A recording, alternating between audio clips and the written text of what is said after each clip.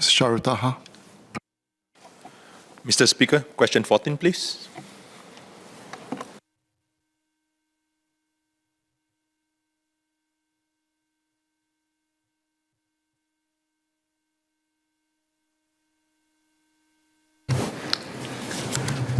Mr. Speaker, air travel has recovered steadily since Singapore reopened its borders. Minister, we'll be taking questions 14 and 15. Sorry, yes, I'm taking the two questions together, please.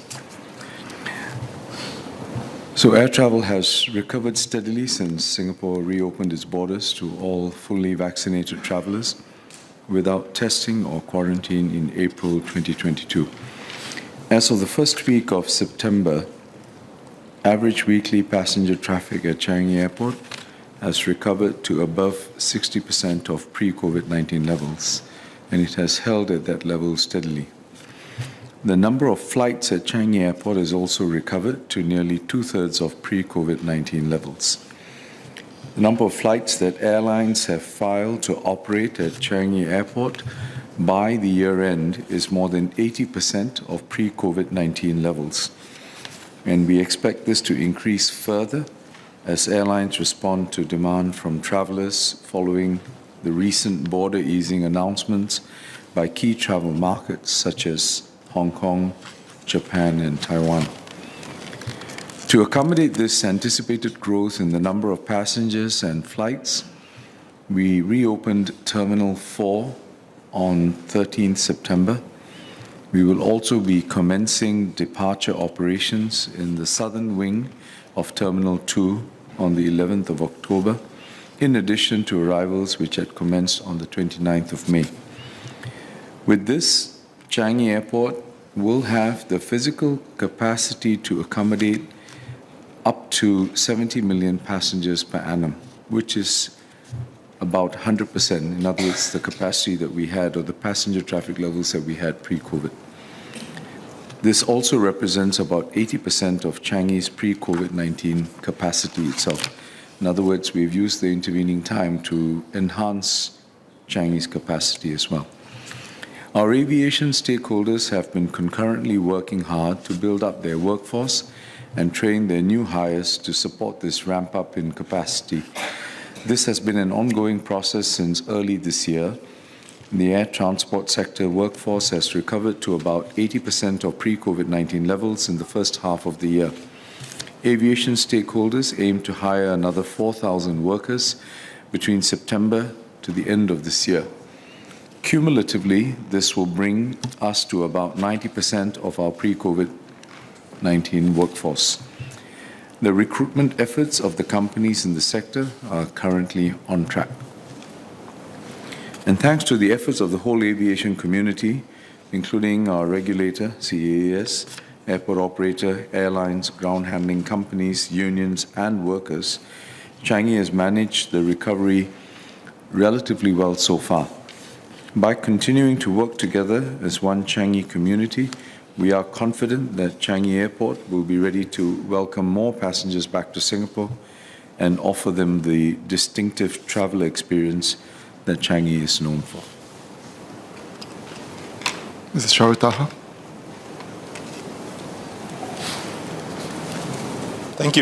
Thank you, Minister, for your reply on meeting the short-term ramp-up demands for the industry. Given that this is a strategic asset, Changi Airport is our strategic asset and has still many labor-intensive components such as baggage handling, catering and cleaning.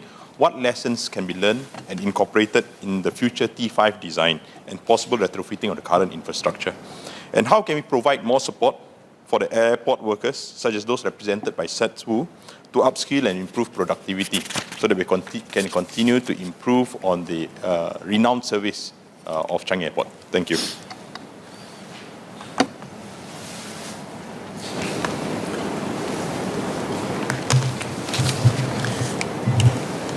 Mr. Speaker, I thank the member for his questions.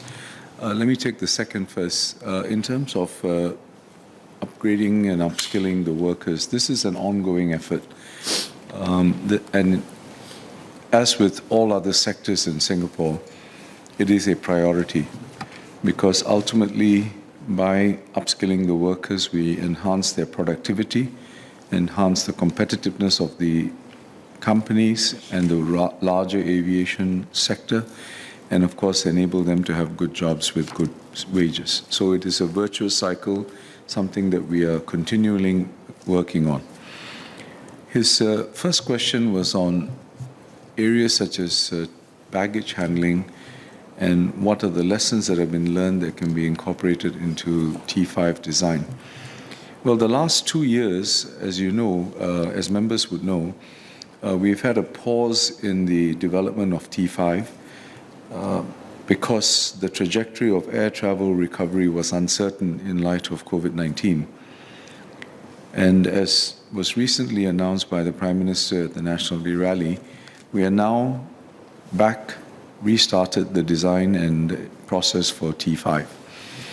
And the key lessons we've learned include how we can modularize airport operations in order to enhance the resilience of airports, in this case our civilian airport, to such pandemic-type challenges. Because as I think all of us would well appreciate, airports are designed for convergence of streams of passengers.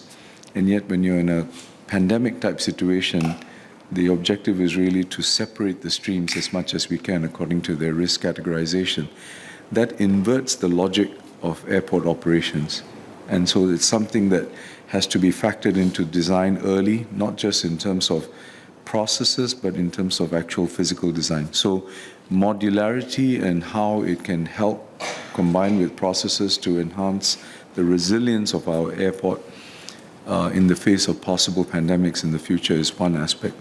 Another aspect has been sustainability and how we can focus on ensuring that T5, but more generally all of Changi, can really lead the way as a sustainable air hub. And this is why the CAAS is now working on developing a blueprint for a sustainable air hub in Singapore. And finally, on specific areas like baggage handling, which the member raised, this is actually one of the key challenges because, and this is not unique to Changi, because all over the world, baggage handling is one of the most manpower intensive aspects of airport operations. How we are able to automate this is a key part of the work that's going on. And as I think members can well appreciate, this is not something you can decide on a standalone basis, because it's not any one airport doing this, because whatever we do has to be coordinated with ultimately airlines, aircraft design, and what happens in other airports. So it's a general effort that's being undertaken to see how greater automation can be brought into the handling of baggage at airports. In fact, I was at the ICAO assembly last week, and this was one of the topics that was discussed by several of the aviation ministers. So it is an ongoing effort, and CAAS is investing in a lot of innovation work in that regard. Mr. Saktiandi. Mr. Speaker, I'd like to thank Minister for his answers. I got two SQs, quick ones. First one is, would Minister envisage the possibility of overshooting the capacity over the next few months into end of this year and possibly into the first half of next year, particularly if regional airports or other hubs are seeing any delays in their opening? And that also is in relation to one of my PQs, which is what would be the assumptions underlying the projection that the number of flights will rise to 80% and above. My second SQ would be, is it possible for us, you mentioned, Minister, that the recruitment is on track, but it is possible for us to speed up recruitment of talent, especially with technology and changes over the past 2-3 years has evolved, and whether some of these technological changes means that we need new talent locally or globally coming into Singapore. Thanks, Minister.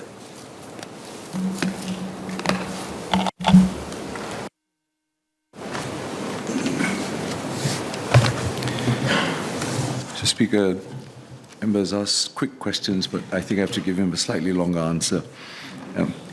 On overshooting capacity, I think what you mean by that is whether we expect that we will go beyond what we think is the expected volume. To some extent, there's predictability, and the reason why there's predictability is because airlines file their flight plans with the airport authority, with Changi Airport, for example, in this case, for the next cycle, which is really from October through to March next year.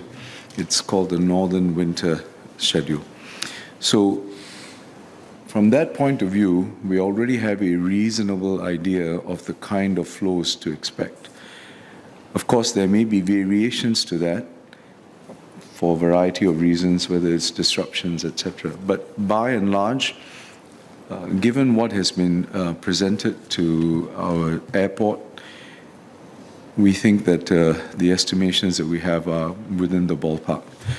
But whether it will exactly turn out the way we expect, well, I think there are many unknowns, as all of us will appreciate, and the Minister of Health talked about some of these risks as well. So I think we need to just bear in mind that we plan with the capacity in mind, but we also need to be vigilant and be prepared to pivot to a more conservative and careful stance if the need arises. And of course, the assumptions that the member asked about that underlie this planning, well, apart from what the airlines submit, etc., is of course, in general, how the source markets are opening up. And in particular, in our part of the world, in the Asia Pacific, most have opened up, as I mentioned earlier, Japan, Taiwan, etc., and Hong Kong have all opened up. But I think one of the most significant markets is China. And China's opening strategy, I think, is something that we have to observe, because every country has to, navigate this path based on its circumstances. And China is a significant source for us. Pre-COVID, China would have accounted for about 20% of our tourism visitor arrivals. So I think that is a major uncertainty as well that we will have to watch out for. Second point on recruitment, and can we speed up the recruitment?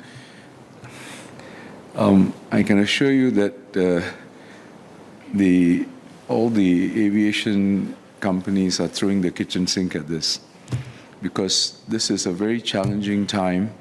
I think we know that there's just a general shortage of manpower, and in particular for aviation, especially on the air side, it's not just about recruitment, but we've got to make sure that they are trained and they are able to deliver safely for themselves and for all other users of the aviation services.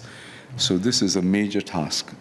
But as I said, if I can just take members back, we had about 1/3 attrition in our aviation industry workforce. It was at about 35,000. At the end of last year, we had about 25,000. First half of this year, I think about 4,000 were recruited. And the aim is really to get another 4,000 members to join the workforce, workers in the workforce, in the aviation workforce, and that should bring us to about 90%. And in terms of new talent, that really is going to be an important area of focus going forward, because two aspects, digitalization and sustainability, are going to be key drivers for the aviation industry. And for this, we will need specific skill sets. So we either have to retrain those who are already in the industry, and that is happening as we speak. But at the same time, we also may need specific types of talent to come on board to augment what we already have. And so this is something that both the airlines, but also the airport and ground handlers are focused on.